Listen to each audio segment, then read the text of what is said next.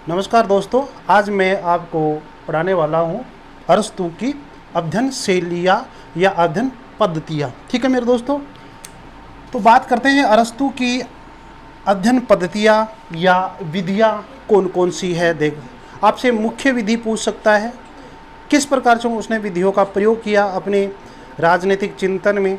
ठीक है दोस्तों, उसके बारे में बात करते हैं। सबसे पहले आपके सामने एक क्वेश्चन आ सकता है दोस्तों कि राजनीतिक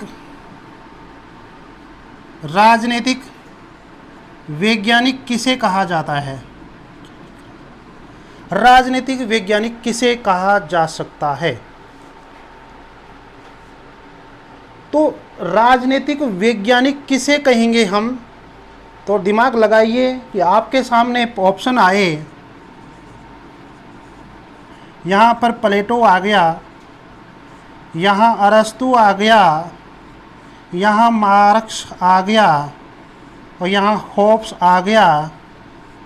तो राजनीतिक वैज्ञानिक किसे कहा जाएगा, आपसे पूछा जाए कि निम्न में से राजनीतिक वैज्ञानिक कौन है, तो आपका उत्तर आना चाहिए अरस्तु। आपका उत्तर आना चाहिए अरस्तु। ठीक है दोस्तों, और आप ध्यान दो, एक प्रश्न और है कि द्वंद्वात्मक भौतिकवाद। द्वंद्वात्मक भौतिकवाद का सिद्धांत किसने दिया। देखो, द्वंद्वात्मक भौतिकवाद का सिद्धांत किसने दिया। ऑप्शन में है मार्क्स, प्लेटो, लेनिन और हॉब्स। तो द्वंद्वात्मक भौतिकवाद है, यानी कि भौतिक वस्तुओं में, पूंजी में, धन में द्वंद्व होता है, यानी पदार्थ में द्वंद्व होता है, ये मार्क्स ने कहा था। तो द्वंद्वात्मक भौतिकवाद का सिद्धांत किसने दिया, मार्क्स ने दिया था, ये याद रखना। ये कुछ मिलते जुलते क्वेश्चन है। एक है वैज्ञानिक भौतिकवाद। अब यहाँ इसके स्थान पर दूसरा आंसर लिख रहा हूं मैं, एक और लिख रहा हूं वैज्ञानिक भौतिकवाद। इधर देखो दोस्तों, वैज्ञानिक भौतिकवाद। तो वैज्ञानिक भौतिकवाद किसे कहते हैं, चार ऑप्शन है आपके सामने, प्लेटो, अरस्तु, हॉब्स और मार्क्स। बताइए दोस्तों, देखो मिलते जुलते प्रश्न, यहाँ वैज्ञानिक है, यहाँ वैज्ञानिक है, यहाँ भौतिकवाद है, यहाँ भौतिकवाद है। ठीक है, तो ये इससे मिल रहा है, ये इससे मिल रहा है दोस्तों। तो तीनों क्वेश्चन अलग अलग है दोस्तों। तो आपसे पूछा जा सकता है, हम बात कर रहे हैं अरस्तु की। ठीक है, तो अरस्तु को राजनीतिक वैज्ञानिक कहा जाता है, अर्थात इस दुनिया के अंदर प्रथम राजनीतिक वैज्ञानिक कौन है, अरस्तु है दोस्तों। ठीक है, पीछे वाला वीडियो देखना मेरा, मार्क्स वाला आप है, तो वहाँ आपको मिलेगा द्वंद्वात्मक भौतिकवाद के नाम से किस विचारक को जाना जाता है, तो मार्क्स को।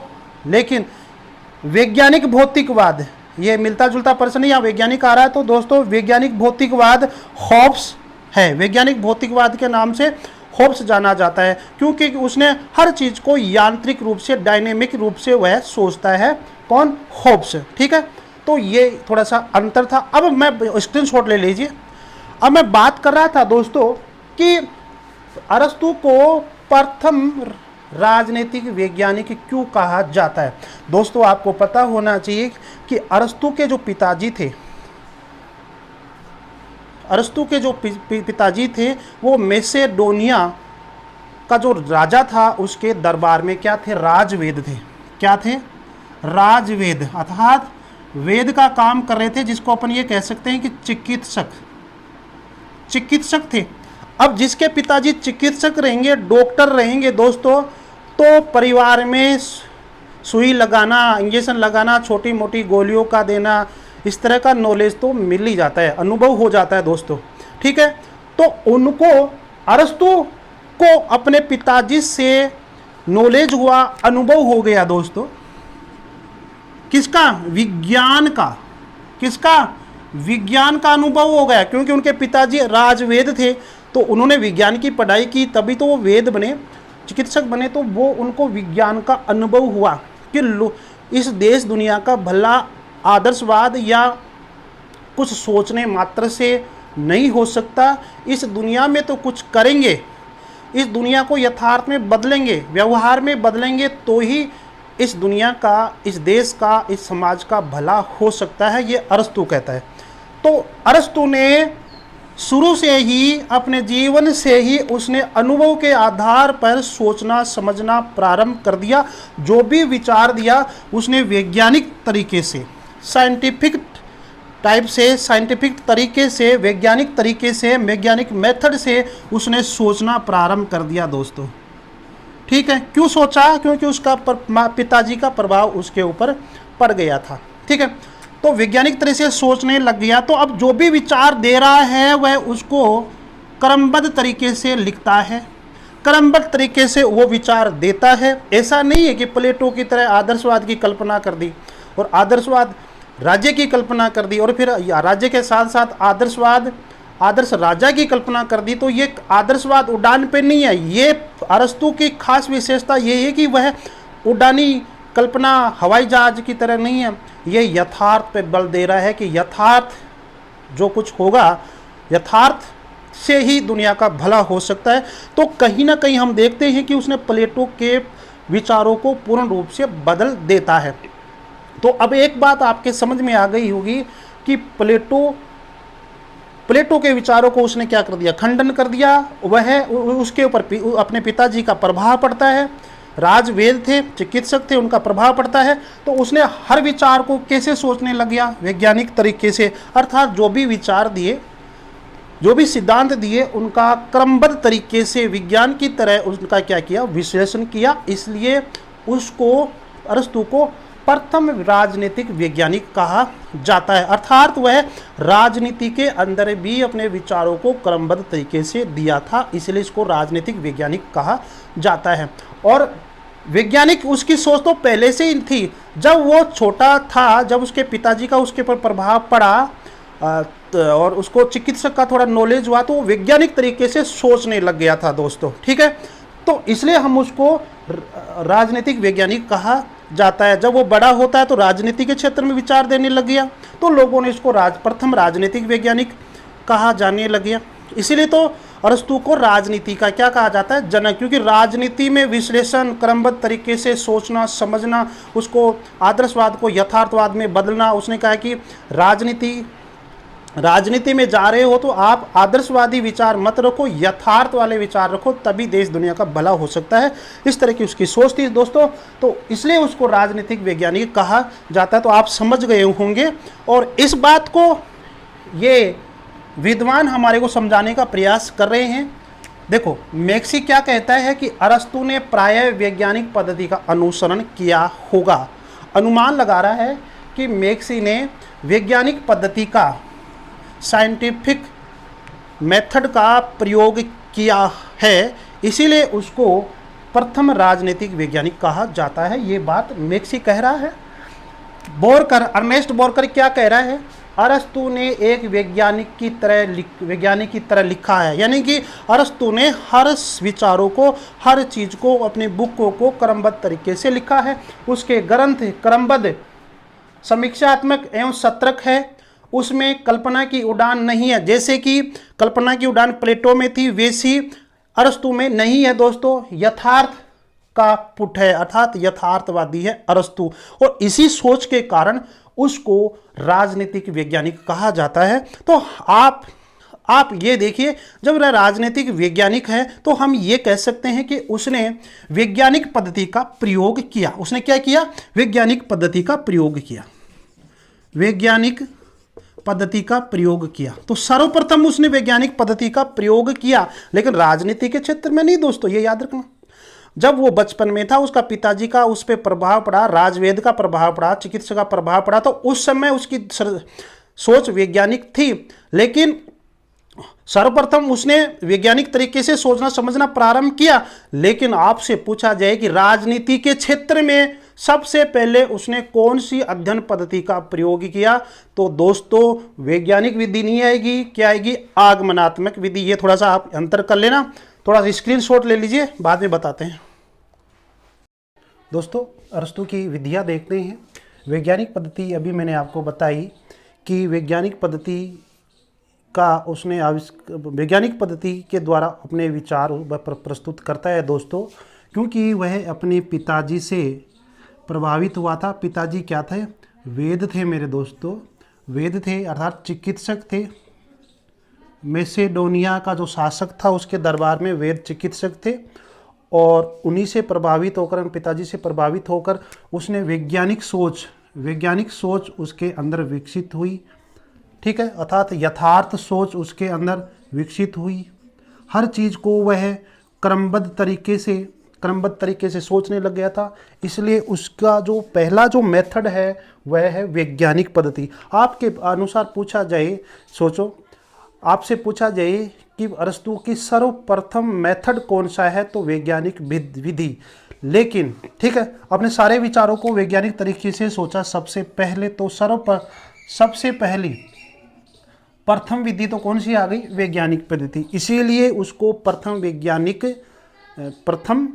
राजनीतिक वैज्ञानिक कहा जाता है, इसी विधि के कारण। लेकिन दोस्तों, उसने राजनीति से संबंधित जो विचार दिए या राजनीति से संबंधित जो बातें बताई, जो विचार आया, उनका अध्ययन उसने या उसका उन सिद्धांतों का पता लगाने के लिए उसने आगमनात्मक विधि का प्रयोग किया।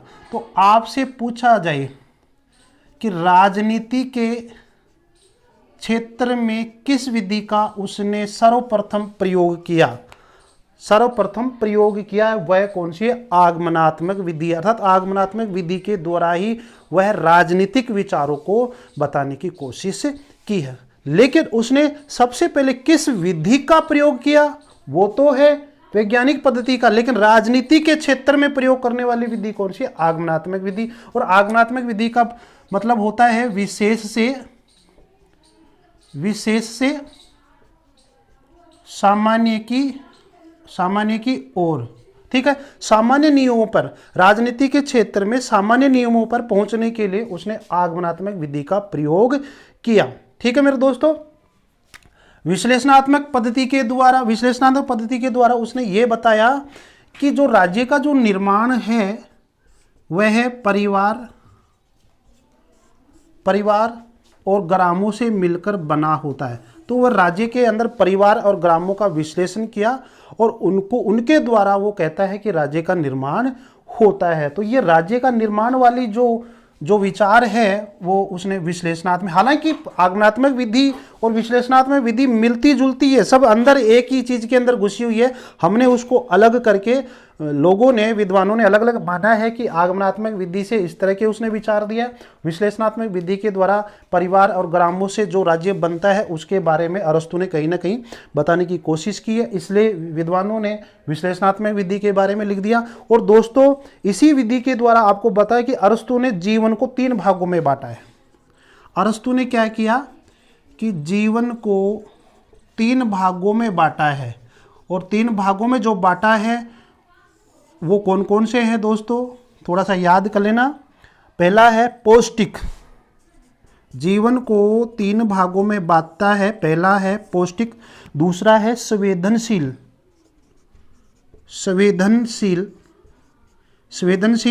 दूसरा, और तीसरा है दोस्तों बौद्धिक यानी बौद्धिक। ठीक है, बुद्धि। तो मनुष्य के जीवन को अरस्तु ने 3 भागों में बांटा, पौष्टिक, संवेदनशील और बौद्धिक। बौद्धिक का मतलब बुद्धि। तो अरस्तु ने कहा था कि मनुष्य एक सामाजिक प्राणी है, और सामाजिक प्राणी के लिए उसका जो जीवन है उसके अंदर 3 चीजें होनी चाहिए। पौष्टिक चीज होनी चाहिए, पौष्टिक चीज वो खाना चाहिए, संवेदनशील होना चाहिए प्राणी को, मनुष्य को, और उसमें बुद्धि होना चाहिए। ये चीजें उसने जीवन के जीने के लिए 3 चीज बहुत जरूरी है। तो ये 3 चीज बता रहा, इसका मतलब कहीं ना कहीं उसने विश्लेषणात्मक विधि के द्वारा ही ये चीज, जीवन के ये 3 भाग बताए हैं दोस्तों। ऐतिहासिक विधि, आपको पता है कि ऐतिहासिक विधि का भी उसने प्रयोग किया, स्क्रीनशॉट ले लीजिए दोस्तों। आपको पता है कि दोस्तों उसने 158 देशों के संविधानों का अध्ययन किया। तो 158 देशों का संविधानों का अध्ययन किया, तो 158 देशों का संविधान को बारे में उसने जानने की कोशिश की। तो ये क्या है भाई? इतिहास नहीं है तो क्या है फिर? ये इतिहास नहीं है तो क्या है? हम ये कह सकते हैं ऐतिहासिक विधि के द्वारा उसने 158 देशों का अध्ययन किया। ठीक है, ये हो गया तो याद करना 158 देशों का 158 देशों के संविधानों का अध्ययन किया किसने? अरस्तु ने दोस्तों। तुलनात्मक विधि, फिर उसने 158 देशों का अध्ययन तो किया इतिहास के आधार पर, ये तो हो गई ऐतिहासिक विधि, लेकिन 158 देशों का अध्ययन किया तो उसने तुलना करके कि इस देश के संविधान में, एक नंबर संविधान में तो क्या है और दूसरे देश के संविधान में क्या है, अर्थात इन 158 देशों के संविधानों के अंदर क्या क्या लिखा हुआ है उसके बारे में हमारे को बताने की कोशिश की है अरस्तु ने। और पर्यवेक्षणात्मक विधि, पर्यवेक्षणात्मक ऑब्जर्वेशन, यानी कि प्रत्यक्ष को वो सही मानता था अरस्तु की, जो प्रत्यक्ष चीज है, जो यथार्थ है, उसी के चीज के बारे में अपने को मानना चाहिए। तो पर्यवेक्षणात्मक, जो आपके सामने हो रहा है उसको सही मानो, जो कल्पना के आधार पर कोई चीज है उसको नकार देना चाहिए। जैसे कि प्लेटो ने कल्पनात्मक आदर्शात्मक विचार दिया, अपने राज्य से संबंधित, अपने राजा से संबंधित सभी विचार उसके कल्पना के आधार पर थे। प्लेटो के उन विचारों को उसने यथार्थ में बदल दिया, व्यवहार में बदल दिया, तो वो है पर्यवेक्षणात्मक विधि। ठीक है, पर्यवेक्षणात्मक विधि, उसने कहा है कि जो सामने है और जिससे दुनिया का भला हो रहा है वही चीज होनी चाहिए, कल्पना के रूप में, आदर्शवाद के रूप में किसी का भला नहीं हो सकता है। तो ये है पर्यवेक्षणात्मक, मतलब ऑब्जर्वेशन मेथड होता है। तो दोस्तों अब इसमें से ये सभी विधियां किसकी है? अरस्तु की है। लेकिन आपसे पूछा जाए कि अरस्तु ने सबसे पहले किस विधि का प्रयोग किया, तो वैज्ञानिक पद्धति का। राजनीति के क्षेत्र में कौन सी विधि का प्रयोग किया? आगमनात्मक विधि का। दोस्तों जहां आगमनात्मक विधि का अरस्तु प्रयोग कर रहा है तो ठीक उसका उल्टा प्लेटो ने निगमनात्मक विधि का प्रयोग किया था। मुख्य रूप से निगमनात्मक पद्धति का प्रयोग किया था प्लेटो ने वहां पर। तो ये थोड़ा उल्टा है, अरस्तु आगमनात्मक करता है और प्लेटो निगमनात्मक विधि का प्रयोग करता है। ठीक है, ये विधियों का अंतर तो आप समझ गए होंगे मेरे दोस्तों। तो इसमें काम की चीज तो ये वैज्ञानिक पद्धति है। इस वैज्ञानिक उनका दृष्टिकोण वैज्ञानिक होने के कारण ही उसको प्रथम राजनीतिक वैज्ञानिक के नाम से जानते हैं। उसने हर विचार को, जो चाहे राज्य से संबंधित हो, चाहे वो शिक्षा से संबंधित हो, चाहे किसी से संबंधित हो, वो सभी विचार उसने क्रमबद्ध तरीके से दिए, इसलिए उसको प्रथम राजनीतिक वैज्ञानिक कहा। ठीक है, और जब उसने आगमनात्मक विधि के द्वारा, दोस्तों जब उसने आगमनात्मक विधि के द्वारा राजनीति के क्षेत्र में, अर्थात राजनीति के क्षेत्र में अपने राजनीति के विचार देना प्रारंभ कर दिया दोस्तों। ठीक है, तो उसमें भी ऐसा नहीं है कि वो केवल आगमनात्मक विधि के द्वारा ही दे रहा है अपना राजनीतिक विचार, ये सब मिले जुले हुए रूप है। ठीक है, ऐसा नहीं कि एक विचार इस विधि के द्वारा दे रहा है, एक विचार इस विधि के द्वारा, नहीं, जो एक विचार दे रहा है उसी के अंदर सभी विधियां शामिल है दोस्तों। ठीक है, ये आप ध्यान रखना। तो राजनीति का विचार दिया तो उसमें वैज्ञानिक पद्धति भी नजर आएगी आपको, उसके अंदर आगमनात्मक विधि का भी प्रयोग हो रहा है दोस्तों। लेकिन जब उसने राजनीति के क्षेत्र में चिंतन करना शुरू कर दिया था तो उसके वैज्ञानिक पद्धति तो पहले से ही चली आ रही है। तब राजनीति के क्षेत्र में उसने सबसे पहले आगमनात्मक पद्धति के द्वारा राजनीति के विचार दिए दोस्तों। तो समझ में आ गया। तो उसका वैज्ञानिक दृष्टिकोण से पहले ही था, लेकिन राजनीति के क्षेत्र में चिंतन किया तो सबसे पहले आगमनात्मक विधि के द्वारा किया। ठीक है दोस्तों, तो ये सभी विधियों का मिला जुला रूप हर उसके विचारों में मिलता है दोस्तों। तो एक बात है, उसने क्या है कि समाज शास्त्र बहुत सारे होते हैं, समाज विज्ञान बहुत सारे होते हैं, दर्शन शास्त्र हो गया, अर्थशास्त्र हो गया, ठीक है, समाज शास्त्र हो गया, राजनीति हो गया, ये सभी को समाज विज्ञान बोलते हैं। ठीक है, और समाज विज्ञानों से उसने किसको अलग किया? राजनीति को अलग किया। भाई सबसे पहले उसने राजनीति को अलग किया, तोड़ दिया, विश्लेषण कर दिया, अलग किया। ठीक है, तो हम इसको किस में, विश्लेषणात्मक विधि में भी मान सकते हैं, उसको तुलनात्मक विधि में भी मान सकते हैं। उसने वह भी विश्लेषण किया, सभी विज्ञानों को पढ़ा, बाद में राजनीति को उसने पृथक किया तो विश्लेषण हो गया, और फिर सभी विज्ञानों का अध्ययन करके ये कहा कि राजनीति ये चीज ये है, समाजशास्त्र ये है, तो ये हो गया तुलनात्मक विधि। तो कहने का मतलब ये है मेरे दोस्तों कि ये समाज विज्ञानों से उसने राजनीति को पृथक किया, राजनीति शास्त्र को पृथक किया, इसलिए उसको राजनीति का जनक कहा जाता है दोस्तों। और राजनीति के क्षेत्र में उसने क्रमबद्ध तरीके से प्रयोग किया। ठीक है, इसलिए उसने वैज्ञानिक पद्धति आ गई। और राजनीति के क्षेत्र में सबसे पहले उसने तुलनात्मक विधि का प्रयोग किया। ये सॉरी आगमनात्मक विधि का प्रयोग किया, तो ये है। तो दोस्तों आपसे पूछा जा सकता है कि सबसे पहले जिस विधि का वह प्रयोग करता है, जो उसके बचपन से ही उसके दिल दिमाग में आ चुकी थी जो विधि, वो है वैज्ञानिक पद्धति। ठीक है। और उसके बाद में राजनीति के क्षेत्र में सबसे पहले जो जिस विधि का प्रयोग करता है अरस्तु, वो है आगमनात्मक विधि। तो दोस्तों ये अरस्तु की विधियां है। वीडियो लाइक शेयर सब्सक्राइब जरूर करें। धन्यवाद दोस्तों।